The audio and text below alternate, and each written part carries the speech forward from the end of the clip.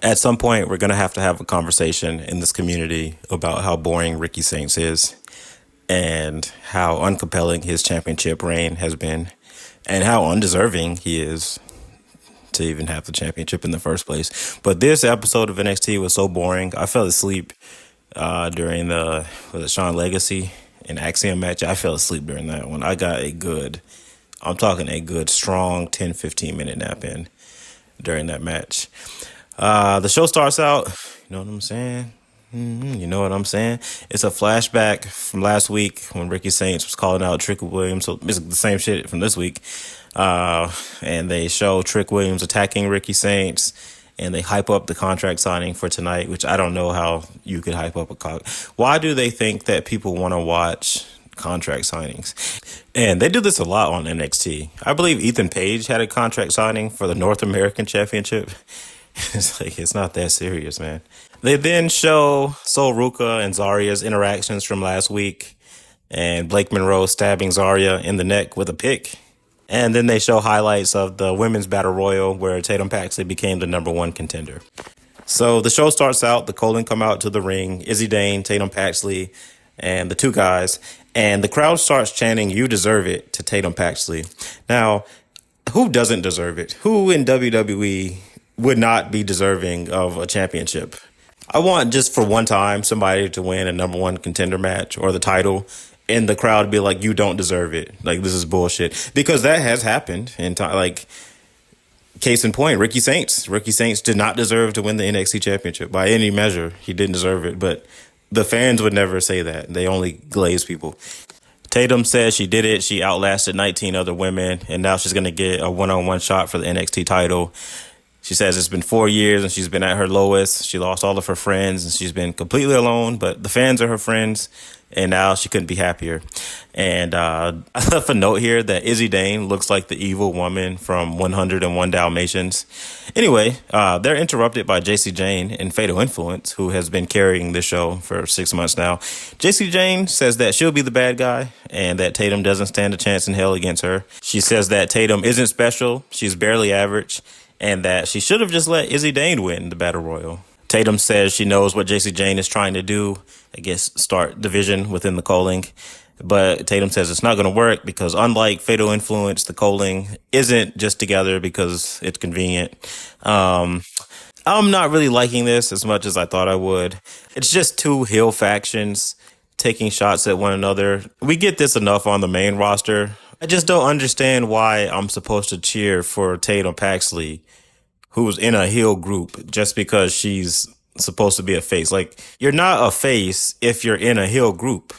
The only time I can remember this working was with RVD in the Alliance, when the Alliance invaded WWF. But the Alliance, they weren't inherently heel.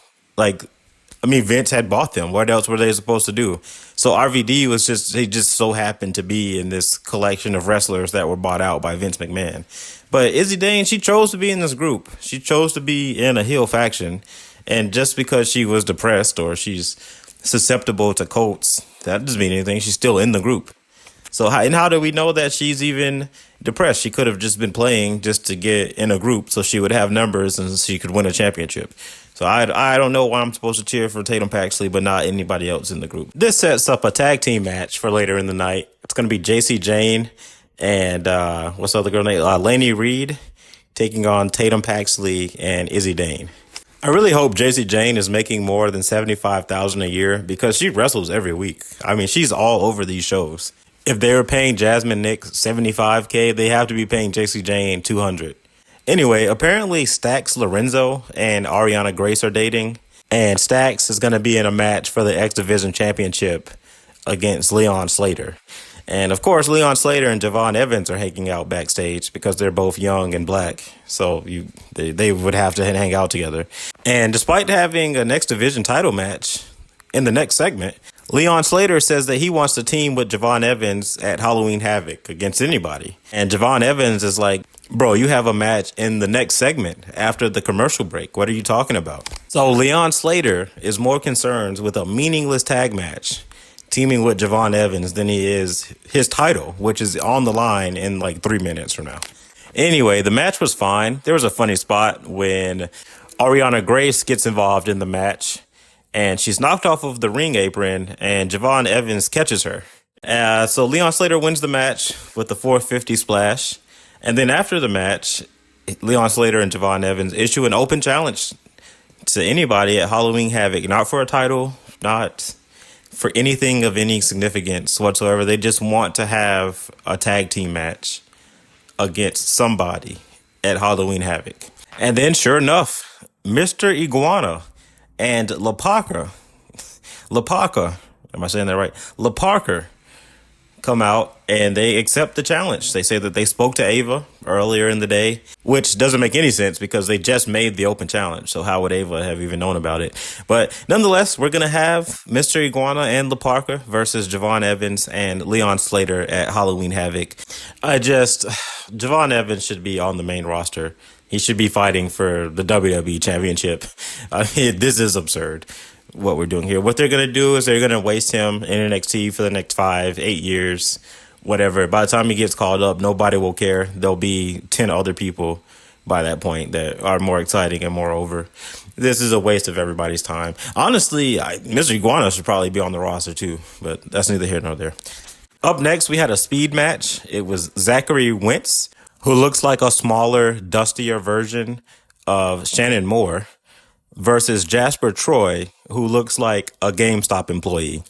Only 3 minutes, even better. I thought this was 5. I thought speed was 5 minutes, 3 minutes. Sweet. Jasper Troy wins at the 2-minute mark with the black hole slam. He can't talk. He can't wrestle. He looks terrible. This is awful. It's the same guy as Josh Briggs. Jasper Troy and Josh Briggs are the same guy. You could have released them both. Up next, Kalani Jordan is shunned from the NXT locker room because they're mad that she was on Team TNA. And wouldn't you know it, Jordan Grace comes to Kalani Jordan's defense. And Kalani Jordan looks just like Cardi B. Like, I'm not trying to be funny. She looks exactly like her. When Cardi B was hosting, quote unquote, SummerSlam, they should have done something with that, but they didn't. Of course they didn't. Kalani Jordan says that Jordan Grace is jealous of her because Kalani is the TNA Knockouts champion. Again, I don't know why Jordan Grace would be jealous of Kalani Jordan. But also in the segment, you have people like Jada Parker and others talking shit to Kalani Jordan, and she's just taking it, just accepting that she's not allowed in the NXT locker room. And Jordan Grace, the only person that's sticking up for her, and she has an attitude with her. And it's like, whoa, maybe have that attitude towards any of the 20 other people in the locker room that are being a dick to you. Why be a dick to the one person that's coming to your defense, Kalani Jordan? I don't care about this feud. The premise is nonsense, but the actual in-ring match should be good. I do like both of them in-ring, so we'll see what happens there. Afterwards, we get a Dark State video package, which those are always hilarious unintentionally. And then immediately after that, we got a Hardy Boys video package where they're now the Broken Hardys. I'm not sure. I wasn't watching wrestling when they were doing the Delete Broken Hardy stuff, so I don't know what this means. But it looks interesting, and I think that they'll have a good match. And this will be in a Broken Rules match, so a no disqualification match. Should be fun. Up next, we had Sol Ruka in the ring with Zarya. And apparently Sol Ruka injured herself in the meaningless match on SmackDown against Alexis and Charlotte. And so Sol Ruka has to vacate the North American Championship.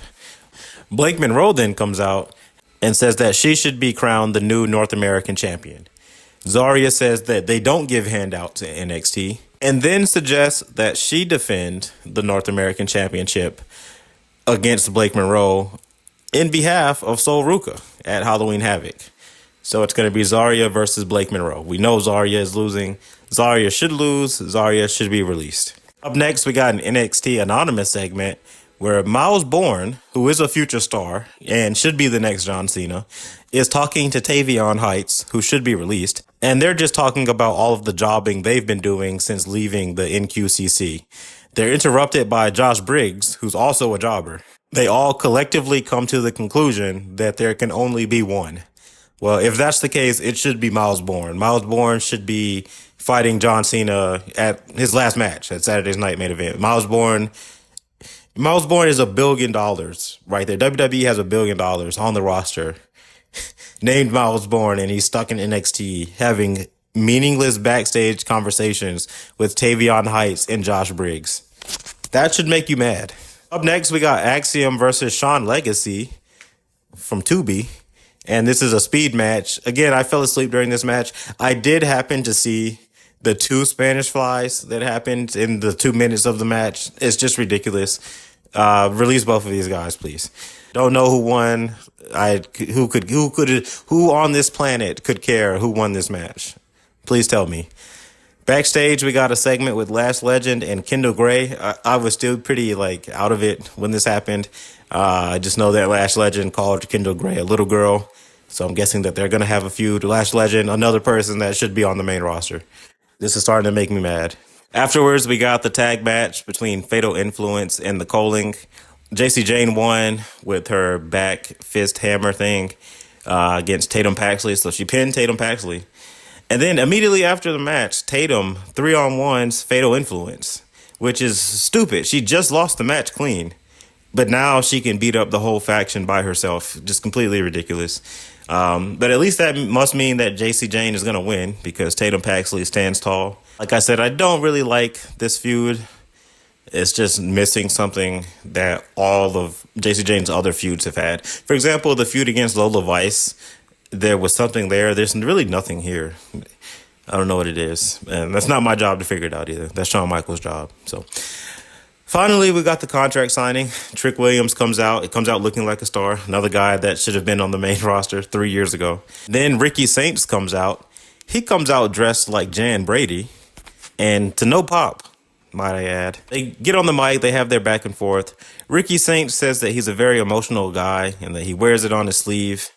And then he gets all fired up in this promo. He says, and it's just I don't believe you, dude. I don't believe that you're tough. I don't believe that you could beat anybody up in any type of fight, in any type of physical combat. I believe you would get your ass whooped, Ricky Saints. It doesn't matter what you say. It doesn't matter what combination of words you put together out of your mouth or how you say it or your intonation when you say it. I do not believe you, Ricky Saints. I don't think you're a wrestler. This isn't a wrestling character. This is some bullshit. This is some Cody Rhodes bullshit. We can all see it. So I don't know what else to say. This was a very boring episode of NXT. Easily one of the worst since I've started watching again. NXT is usually fun. This put me to sleep. Are we really missing Obafemi, the ruler? Something, man. Let's do better next time, Sean. And I'll try to be better myself too. I'll see you guys tomorrow for AEW. Be safe and be blessed. For more of the Crimson Brothers, follow the Crimson Wrestling Federation today. I'm commentator Havoc, the voice of the Crimson Wrestling Federation. And you can see the calls I've made in the Crimson Wrestling Federation, in the comic Crimson Wrestling Game, Story of Malice, in the description below. For more of the Crimson Brothers, follow the Crimson Wrestling Federation today. I'm commentator Havoc, the voice of the Crimson Wrestling Federation. And you can see the calls I've made in the Crimson Wrestling Federation, in the comic Crimson Wrestling Game, Story of Malice, in the description below.